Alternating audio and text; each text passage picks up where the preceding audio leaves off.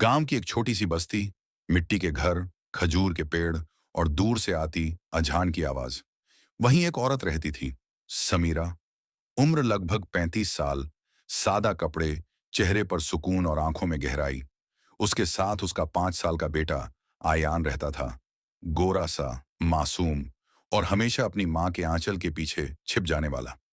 समीरा के पति इमरान कुछ साल पहले ही बीमारी से गुजर चुके थे। तब से वही माँ और पिता दोनों बन गई थीं। सुबह खेतों में काम करती और शाम को आयान को कुरान सिखाती। हर नमाज के बाद दुआ करती, या अल्लाह, मेरे बेटे को नेक बना देना, चाहे मैं रहूं या न रहूं। आयानों को अपनी माँ की बातें कभी समझ नहीं आती थीं, पर वो जब भी ये दुआ सुनता तो चुपचाप माँ के हाथ पकड़ लेता। उसे लगता, अगर वो हाथ छोड़ देगा तो माँ कहीं चली जाएगी। एक दिन जब आसमान पर बादल गहरे हो गए, हवा में मिट्टी की महक और अजहान की आवाज घुल गई, समीरा की तबीयत अचानक बिगड़ गई। तेज बुखार, कमजोर सांसें। गांव में न डॉक्टर था, न दवा। बस लोग आते, फूंक मारते और अल्लाह से दुआ करते। आयान माँ के पास बैठा था। उसकी आंखों से डर झलक रहा था। वो बार बार कह रहा था, अम्मी, आप उठो ना, मैं रोऊंगा नहीं, बस एक बार बात करो। समीरा ने कांपते हाथों से अपने तकिए के नीचे से एक छोटा कपड़े का थैला निकाला। उसमें एक चांदी की ताबीज, एक पुरानी दुआ की किताब और एक कागज था। वो मुश्किल से बोली, आ यान, ये तेरी अम्मी की आखिरी निशानी है। जब भी कोई मुश्किल आए, इसे खोलना। इसमें सिर्फ अल्लाह का सहारा है। आंखों में आंसू लिए वो मुस्कुरा दी, तू मेरा सब्र है और अल्लाह तेरी रहमत बने। इतना कहकर समीरा की सांसें धीरे धीरे थम गईं। आसमान में बिजली चमकी और बारिश शुरू हो गई। गांव की औरतों ने आयान को गोद में लिया, पर वो बस मां का हाथ पकड़े रोता रहा। अम्मी, मैं आपका वादा पूरा करूंगा। रात गहरी थी, लेकिन उस बच्चे की रूह में एक दुआ जल रही थी। वो दुआ जो एक मां अपनी आखिरी सांस में छोड़ गई थी। बरसों बीत गए। वो छोटा सा आयान अब 17 साल का नौजवान बन चुका था। चेहरे पर मां जैसी नरमी, पर आंखों में उस वक्त की तन्हाई अभी भी जिंदा थी। वो रात जब उसकी अम्मी उसे छोड़कर चली गई थी, गांव में सब उसे सब्र वाला लड़का कहते थे, क्योंकि उसने कभी शिकायत नहीं की, न किस्मत से, न हालात से। दिन में लकड़ी बेचता और रात में मदरसे में कुरान पढ़ता। उसकी जेब में अब भी वही छोटा कपड़े का थैला रहता था, जिसे वो अपनी अम्मी की आखिरी निशानी कहता था। पर एक बात अजीब थी, सालों से उसने उस थैले को कभी खोला नहीं। न वो तावीज देखा, न कागज पढ़ा। बस जब भी उसे अकेलापन महसूस होता, वो उसे सीने से लगा लेता, जैसे उसमें उसकी मां की सांसें बंद हों। एक रात जब गांव में तेज आंधी चली, उसका मिट्टी का घर हिलने लगा। छत से पानी टपक रहा था और बाहर बिजली कड़क रही थी। वो उस थैले को अपनी हथेली में लिए बैठा था और सोच रहा था, अम्मी ने कहा था, जब मुश्किल आए, इसे खोलना। उसने कांपते हाथों से थैला खोला। अंदर एक पुराना तावीज, एक पीली पड़ चुकी दुआ की किताब और एक मुड़ा हुआ कागज था। कागज खोला, उसमें लिखा था, अरबी में कुछ शब्द और नीचे एक लाइन उर्दू में, अगर तेरा दिल टूटे तो इसे पढ़ना। जो तेरा मालिक है वही तेरा सहारा है। आयान की आंखों से आंसू गिर पड़े। उसने वो आयत पढ़नी शुरू की और उसी वक्त उसे महसूस हुआ जैसे उसके घर के अंदर एक नूर उतर आया हो। हवा थम गई, आंधी रुक गई और चारों तरफ एक सुकून फैल गया। उस रात पहली बार उसे एहसास हुआ कि उसकी अम्मी सिर्फ उसे छोड़कर नहीं गई थी, बल्कि अल्लाह से उसका रिश्ता जोड़कर गई थी। सुबह जब वो उठा, तो गांव के बुजुर्ग मौलवी साहब दरवाजे पर खड़े थे। उन्होंने मुस्कुराकर कहा, बेटा, रात को तेरे घर से रोशनी निकल रही थी, क्या तूने कोई इबादत की थी? आयान ने सिर झुकाकर कहा, नहीं हजरत, बस अम्मी की निशानी खोली थी। मौलवी साहब की आंखें नम हो गईं। उन्होंने कहा, बेटा, जो माँ अपनी आखिरी निशानी में दुआ छोड़ जाए, वो मरती नहीं, वो तेरी रूह में जिंदा रहती है। आयान ने उस ताबीज को अपने गले में डाल लिया और उसी दिन से उसने ठान लिया, अब उसकी जिंदगी सिर्फ अपनी अम्मी के नाम नहीं, बल्कि उस दुआ के नाम होगी जो उसने विरासत में पाई थी। दिन बदलते गए, लेकिन उस रात का नूर आयान के दिल में गहराई तक उतर गया था। अब वो हर काम की शुरुआत उस ताबीज को छूकर करता और हर शाम मस्जिद में नमाज पढ़ने जाता। लोग कहते, आयान के चेहरे पर एक अजीब सुकून है, जैसे अल्लाह की रहमत उसके साथ चलती हो। एक दिन गांव में खबर फैली, पास के शहर में बाढ़ आ गई है और बहुत से गरीब लोग बेघर हो गए हैं। मौलवी साहब ने गांव के लोगों से कहा कि जो भी मदद कर सकता है, करे। आयान ने बिना सोचे अपनी कमाई का आधा हिस्सा दे दिया।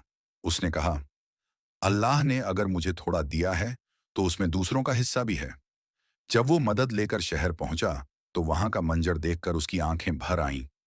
टूटी दीवारें, रोते बच्चे और औरतें जो अपने घरों के अवशेष तलाश रही थीं।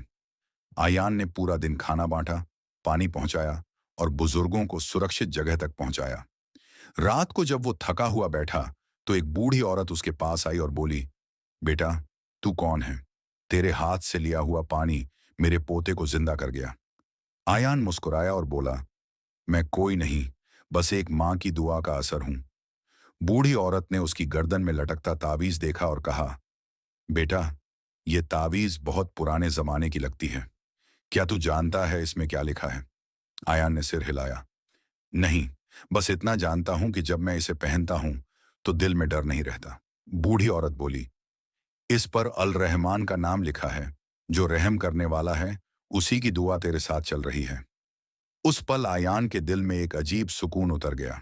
उसे लगा, उसकी माँ की दुआ अब सिर्फ उसके लिए नहीं, बल्कि हर उस इंसान के लिए रहमत बन गई है जिसकी मदद वो करता है। कुछ दिनों में जब बाढ़ थम गई, लोग आयान को छोटा मुसाफिर ए रहमत कहने लगे। वो लौट आया अपने गांव, पर अब उसका मकसद बदल चुका था।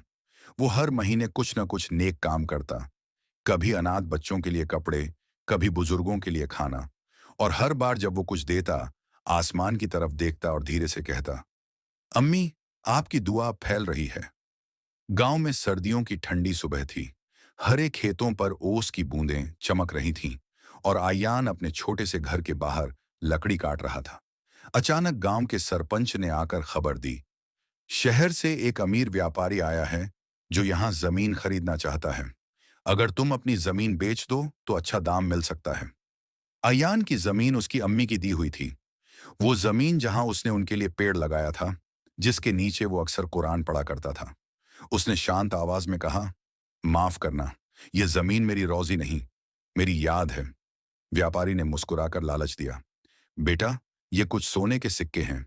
तेरे जैसे गरीब को इससे अच्छा मौका नहीं मिलेगा। आयान ने एक पल को सोचा। उसके पास पैसे नहीं थे और गांव की मस्जिद की दीवारें भी टूटी हुई थीं।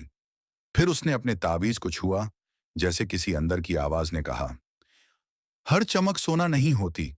उसने दृढ़ता से जवाब दिया, मैं गरीब जरूर हूं, पर बिकाऊ नहीं। व्यापारी ने गुस्से में कहा, तू पागल है, दूसरों की तरह समझदार नहीं। आयान मुस्कुराया, अगर समझदारी का मतलब बेवफाई है, तो मैं पागल ही ठीक हूं। कुछ दिनों बाद गांव में अचानक सूखा पड़ गया। कुएं का पानी सूखने लगा और खेत झुलसने लगे। लोग कहते, देखो, आयान ने अमीर का सौदा ठुकराया, अब अल्लाह ने उससे भी मुंह मोड़ लिया। आयान रात को मस्जिद के बाहर बैठा था। आंखें आसमान की तरफ उठीं और होंठों से निकला, या अल्लाह, अगर ये इम्तिहान है, तो सब्र की ताकत भी तू ही दे। अगली सुबह जब सूरज निकला, तो वही पेड़ जो उसकी मां की याद में लगाया गया था, अचानक हरा हो उठा। उसकी जड़ों से पानी रिसने लगा और धीरे धीरे वो पानी पूरे खेत तक फैल गया। गांव के लोग दौड़ते हुए आए और बोले, ये तो करिश्मा है। मौलवी साहब ने कहा, ये करिश्मा नहीं, मां की दुआ और बेटे के सब्र का फल है। उस दिन से लोगों ने उसे नए नाम से पुकारना शुरू किया, आयान ए यकीन, क्योंकि वो लड़का अब सिर्फ सब्र का नहीं, बल्कि यकीन का मिसाल बन चुका था। गांव में अब हर कोई आयान को इज्जत की नजर से देखने लगा था। जिस जमीन को उसने बेचना नहीं चाहा था, वही अब पूरे इलाके की रहमत बन चुकी थी। उसके पेड़ की जड़ों से बहने वाला पानी आसपास की मिट्टी तक पहुंच चुका था और सूखी जमीन फिर से हरी हो गई थी। लेकिन आयान का दिल अब सिर्फ अपने गांव तक सीमित नहीं रहा। एक शाम जब वो अजान के बाद मस्जिद में बैठा था, उसके दिल में ख्याल आया, शायद मेरी अम्मी की दुआ सिर्फ मेरे लिए नहीं थी। शायद वो चाहती थीं कि मैं दूसरों के लिए भी रहमत बनूं। अगली सुबह उसने वो तावीज सीने से लगाया, मां की कब्र पर गया और धीरे से बोला, अम्मी, अब मैं निकल रहा हूं, आपकी दुआ लेकर, दूसरों की मदद के लिए। वो अपने कुछ कपड़े और कुरान लेकर निकल पड़ा। रास्ते में छोटे गांव, पहाड़ों के रास्ते और थके हुए मुसाफिरों से मुलाकात होती रही। हर जगह वो किसी की मदद करता, किसी के लिए खाना छोड़ जाता और लोगों से कहता, जब दिल टूटे तो अपने मालिक को पुकारो, क्योंकि वही सबसे नजदीक है। कई जगह उसने अनाथ बच्चों को कुरान सिखाई, कहीं बुजुर्गों के घर की मरम्मत करवाई और हर जगह वो एक ही नाम से जाना जाने लगा, दुआ वाला मुसाफिर। एक बार एक सूखे गांव में पहुंचा, जहां लोग महीनों से बारिश का इंतजार कर रहे थे।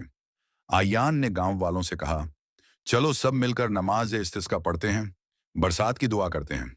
सब ने नमाज अदा की और आयान ने आसमान की तरफ नजर उठाई।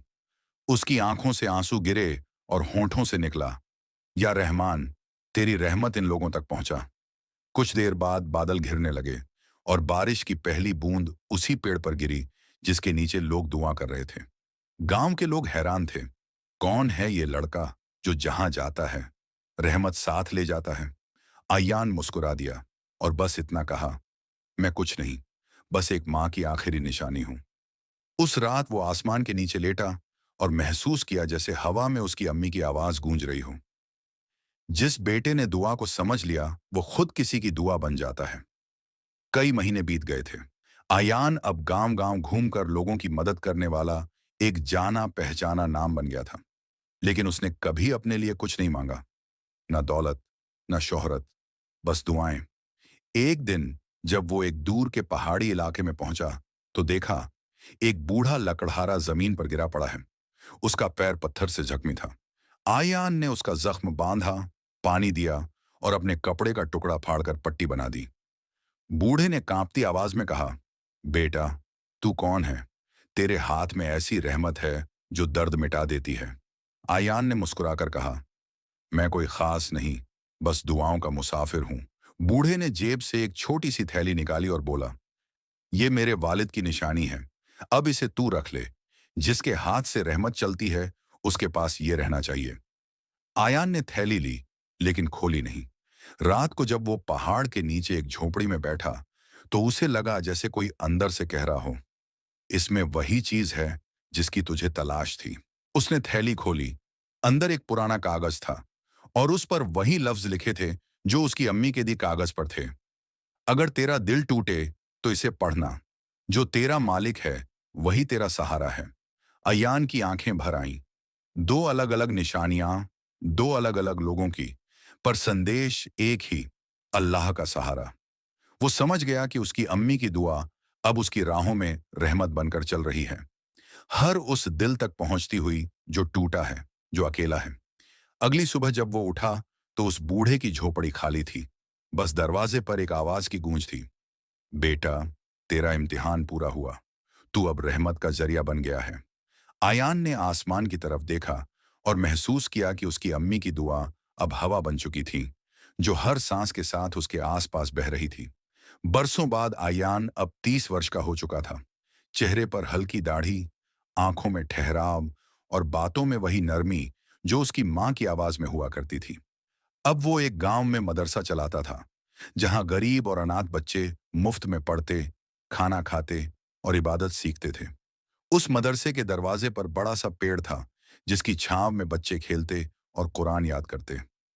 आयान अक्सर उन्हें बैठाकर कहानियां सुनाता, न पैगंबरों की, न बादशाहों की, बल्कि एक साधारण माँ की जो अपने बेटे के लिए दुआ छोड़ गई थी। एक दिन एक छोटी सी लड़की वहां आई, फटे कपड़े, आंखों में डर और हाथ में टूटी हुई चूड़ियां। वो बोली, मुझे किसी ने बताया कि यहाँ वो इंसान रहता है जो हर दुख को दुआ में बदल देता है। अय्यान ने मुस्कुराकर पूछा, तेरा नाम क्या है बेटी? लड़की बोली, सना। अयान ने उसे अंदर बुलाया, खाना खिलाया और पूछा, क्या हुआ, तू इतनी दूर कैसे आई? सना ने रोते हुए बताया, उसके माँ बाप बाढ़ में गुजर गए थे, वो अकेली रह गई थी और किसी ने उसे सहारा नहीं दिया। आयान की आंखें नम हो गईं। उसे लगा जैसे वक्त ने उसके सामने उसी बचपन का आईना रख दिया हो जिससे वो खुद गुजरा था। उसने सन्ना के सिर पर हाथ रखा और कहा, तू अब अकेली नहीं है। जिस तरह मेरी अम्मी ने मुझे दुआ की निशानी दी थी, मैं अब वही ताबीज तुझे दे रहा हूं। सना ने कांपते हाथों से ताबीज लिया। आयान बोला, इसे पहन ले, जब तेरे दिल में डर आए तो अल्लाह का नाम लेना, वही तेरा सहारा है। उस पल आसमान पर बादल छा गए और हल्की बारिश की बूंदें जमीन को छूने लगीं। आयान मुस्कुराया। देखा, जब दुआ आगे बढ़ती है तो रहमत फिर से जिंदा हो जाती है।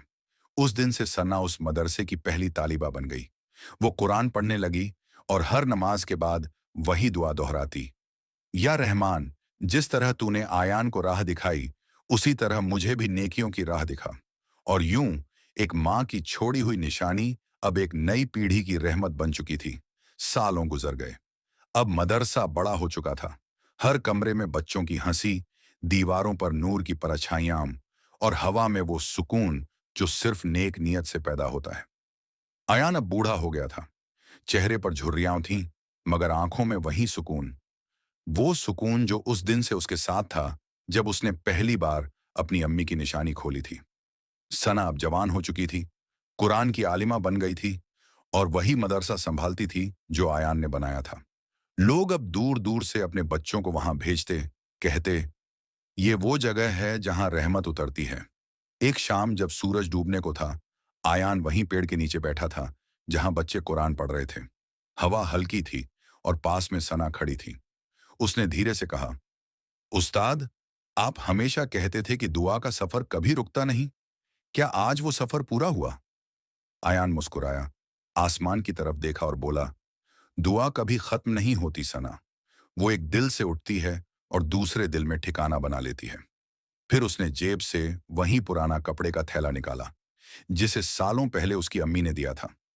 अब वो थैला पुराना नहीं, बल्कि बरकतों से भरा लग रहा था। उसने सना को देते हुए कहा, अब ये तुम्हारा अमानत है। जिस दिन तुझे लगे कि किसी को उम्मीद चाहिए तो उसे ये निशानी दे देना। सना की आंखों से आंसू बह निकले। उसने कहा, यह तो आपकी मां की दुआ थी उस्ताद। अयान ने नरम मुस्कान के साथ जवाब दिया, अब ये मेरी नहीं रही, ये हर उस इंसान की है जो यकीन और सब्र से अल्लाह को पुकारे। उसी वक्त मस्जिद से अजान की आवाज आई। हवा में ठंडक घुली और आसमान पर एक हल्का सा नूर छा गया। आयान ने आंखें बंद की और उसकी सांसें उतनी ही सुकून से थम गईं जितनी सुकून से उसकी मां की थमी थीं बरसों पहले। सना ने आसमान की तरफ देखा और फुसफुसाई, एक मां की दुआ, एक बेटे की रहमत और अब एक नई शुरुआत। उस रात मदरसे की चारदीवारियों से हल्की सी खुशबू उठी, मिट्टी और बारिश की, और लोगों ने कहा, आज फिर से वही हवा चली जिसमें किसी बूढ़े की आवाज सुनाई दी। जो दुआ दिल से दी जाती है वो पीढ़ियों तक जिंदा रहती है।